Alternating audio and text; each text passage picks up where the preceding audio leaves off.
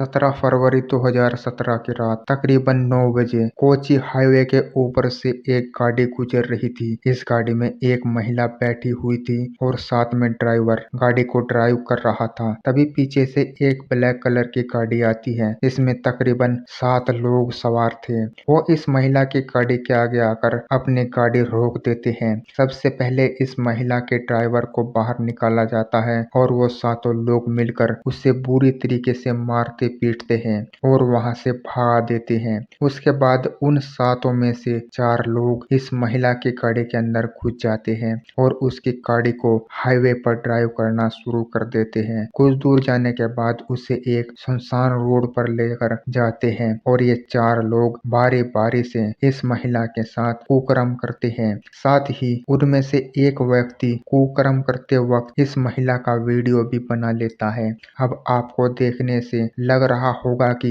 ऐसे तो हमारे देश में ना जाने कितने केस होते हैं, इसमें किसी महिला के साथ कुकर्म होता है, लेकिन यकीन मानिए ये केस कोई साधारण केस नहीं, क्योंकि ये जो महिला गाड़ी में बैठी हुई थी ये कोई आम महिला नहीं थी, बल्कि साउथ इंडस्ट्री की एक फेमस हीरोइन थी जिसका रियल नेम कार्तिका मेनन था और फिल्म इंडस्ट्री में इसको लोग भावना मेनन के नाम से जानते हैं। भावना मेनन ने साल 2002 में नमन मूवी नाम से एक मूवी की थी, यहाँ से इसकी पहचान बन गई और उसके बाद ही भावना मेनन को एक सुपरस्टार के रूप में देखा जाने लगा।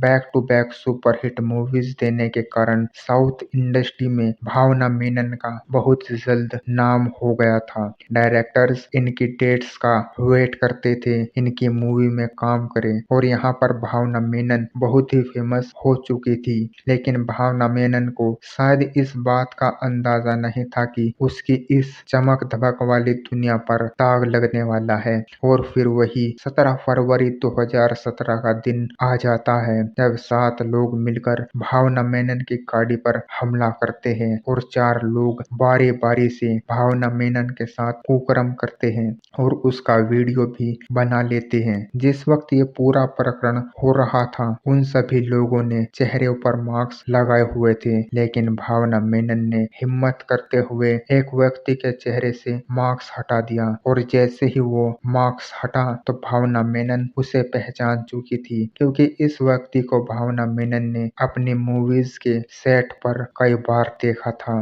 ये बहुत से एक्टर्स की जो गाड़ी है उसको ड्राइव किया करता था और इस व्यक्ति का नाम पल्सर था। अब क्योंकि मास्क हट चुका था, इसका चेहरा उजागर हो गया था, तो यह व्यक्ति भावना मेनन से कहता है कि हमने तुम्हारे साथ जो किया उसका वीडियो हमने रिकॉर्ड कर लिया है। अगर तुमने इसके बारे में किसी को भी बताने की कोशिश की या तुमने मुझे फंसाने की कोशिश की तो मैं ये वीडियो लीक कर दूंगा और तुम्हारी जो इमेज है वो इंडस्ट्री में खत्म हो जाएगी और तुम्हारा करियर भी बर्बाद हो जाएगा। ये बात कहने के बाद 2 घंटे तक भावना मेनन के साथ कुकर्म होता रहा। उसके बाद उसे एक डायरेक्टर के घर के बाहर फेंक कर ये लोग वहां से अपनी गाड़ी में फरार हो जाते हैं, लेकिन भावना मेनन यहाँ पर हिम्मत दिखाती है। वो उसी डायरेक्टर के पास जाती है इसके घर के बाहर इसे फेंका गया था, उन्हें सारी बात बताती है और फिर ये मिलकर पुलिस स्टेशन में जाते हैं और पुलिस में सारी जो वारदात है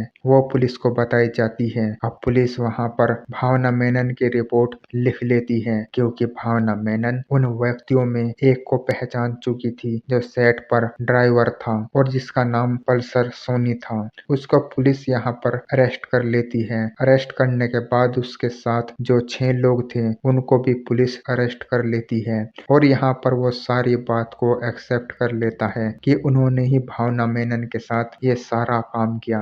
अब उसके बाद पल्सर सोनी और उसके साथियों को जेल में डाल दिया जाता है। हालांकि भावना मेनन को ऐसा लग रहा था कि इस पूरे प्रकरण के पीछे केवल पल्सर सोनी नहीं कोई और भी है और इस बात की पुष्टि तब भी हो गई जब पल्सर सोनी ने जेल में रहते हुए एक लेटर बाहर भिजवाया और उस लेटर में उसने संकेत दिया कि जो भी काम उसने किया वो अपनी मर्जी से नहीं बल्कि साउथ के एक बड़े स्टार के कहने पर किया। जब इसकी जांच हुई तो यहाँ पर एक साउथ के बड़े सुपरस्टार का नाम सामने आता है जिसका नाम था दिलीप। दिलीप भी साउथ इंडस्ट्री के जाने माने चेहरे चेहरे थे और यहाँ पर कहानी निकल कर सामने आई कि दिलीप ने ही पल्सर सोनी को 1.5 करोड़ रुपए में हायर किया था। उसने पल्सर सोनी को कहा था कि भावना मेनन के साथ दुष्कर्म करना है और उसका वीडियो भी बनाना है, यानी कि उसके करियर को बर्बाद करने के पीछे दिलीप का हाथ था।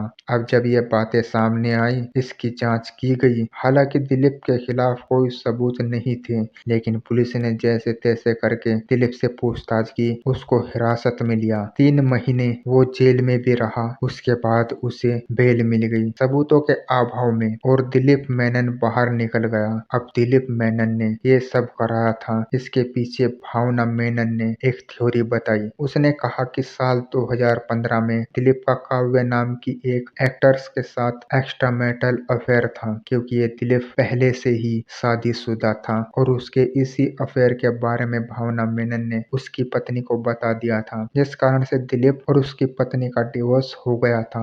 और आगे चलकर दिलीप ने काव्या नाम की अपनी गर्लफ्रेंड से शादी कर ली थी। भावना मेनन का कहना था कि मैंने उसकी पत्नी को सब सच बताया था, इसी कारण से दिलीप ने उसके साथ ये सब कुछ कराया है, उसका करियर बर्बाद किया है, उसके साथ कुकर्म कराया गया है और उसका वीडियो भी बनवाया गया है। ये सारी बातें पुलिस तक पहुंचती है। पुलिस फिर से छानबीन करती है, लेकिन दिलीप के खिलाफ कोई सबूत नहीं मिल रहा था, जिस कारण से उसे अरेस्ट नहीं किया गया। हालांकि आगे चलकर ऐसा मालूम चला कि दिलीप ने उसको अरेस्ट करने वाले 5 अधिकारी 5 पुलिस वालों को मारने की कोशिश भी की थी, बट इसका भी कोई एविडेंस नहीं मिला, जिस कारण से दिलीप नाम का ये साउथ का एक्टर आज भी बाहर है। साल 2017 में ये पूरा इंसिडेंट हुआ था। आज 2025 में भी भावना मेनन न्याय के लिए तरस रही है। वो दर दर भटक रही है कि असली जो